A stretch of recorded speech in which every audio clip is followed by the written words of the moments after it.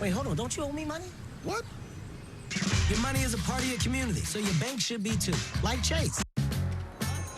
The holidays. So happy together. And holiday trips.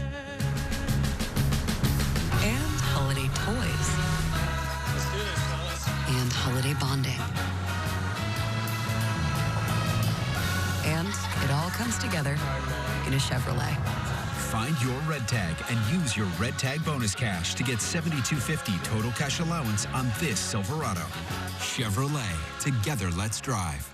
It's our 40th anniversary. Save up to $1,000 on a LifeSource water filtration system when we pay your sales tax. It ends soon, so call 800-WATER-99 or visit lifesourcewater.com.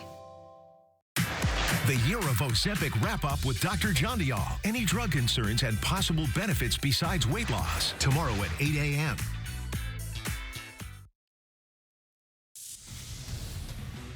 Now at 7, all hands on deck in Malibu as the fight against the growing Franklin fire continues. How the forecast could change things. Mounting evidence against Luigi Mangione, the suspect in the targeted killing of United Healthcare CEO Brian Thompson. The latest on the case gripping the nation. And FBI Director Chris Wray to resign at the end of President Biden's term, clearing the way for President-elect Trump's pick, Kash Patel. Now on the news at 7.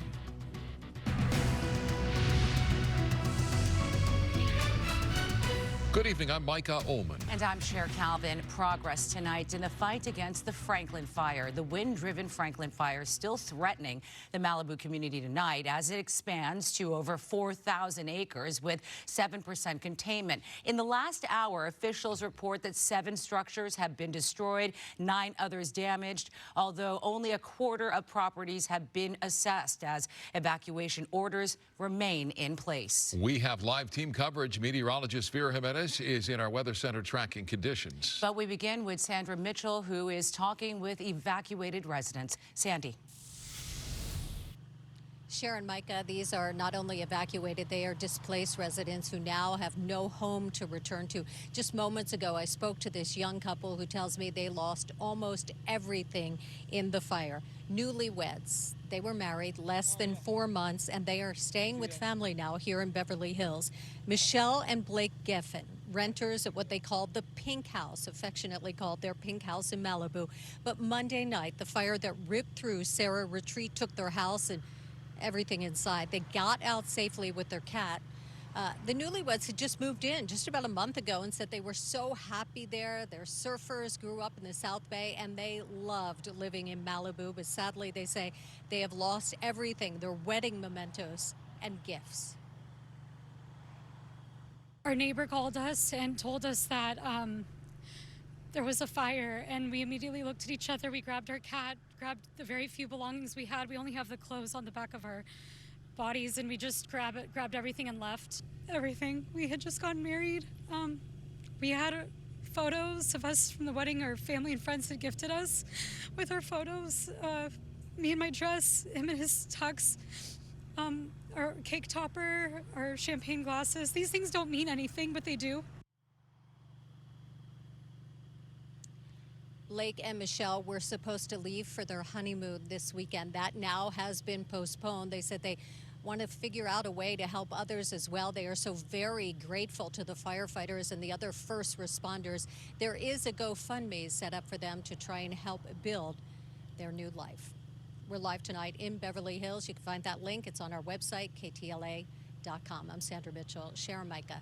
Back to you. All right, Sandy, thank you. Meteorologist Vera Jimenez, of course, tracking the conditions in Malibu and beyond. Vera. And things are actually getting much better for the firefight in Malibu. We've got a change in the winds, which, of course, is going to be very important for the firefighters.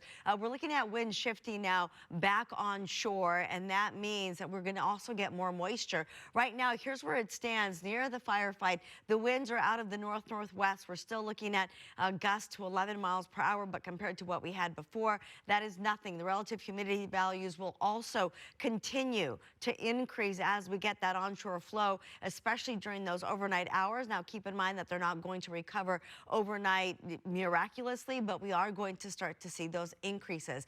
What you're seeing here now is a lot of cloud cover. And again, if you can see this, are coming out of the north and moving towards the south. So again, northwesterly, here are the winds over the Pacific Ocean. This is a much better view, and so you can actually see the winds better than from the cloud cover. Outside, though, right now, as we take a look at the winds elsewhere, they are pretty much what we usually see.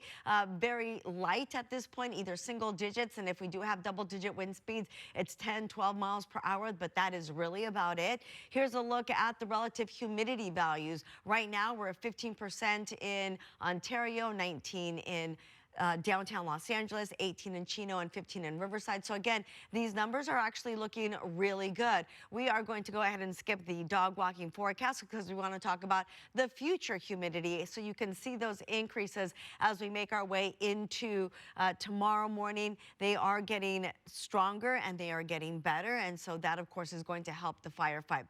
There is a chance that we could see a little bit of rain, and there you have it. This will be a system out of the north. How much of that will actually really impact us, as you can see towards the bottom of your screen there, is going to be very light. That is lunchtime tomorrow, about 1 o'clock in the afternoon, and it's starting to move in. But the thing that you look at really is the color, the intensity, and as you see, this is mainly going to be either heavy drizzle, heavy cloud cover, and maybe some light showers, hopefully some light showers. And that'll be at this time. I'll have more next time you see me. Very good, Vera, thank you. Meanwhile, firefighters made quick action this morning against a brush fire near the Simi Valley landfill.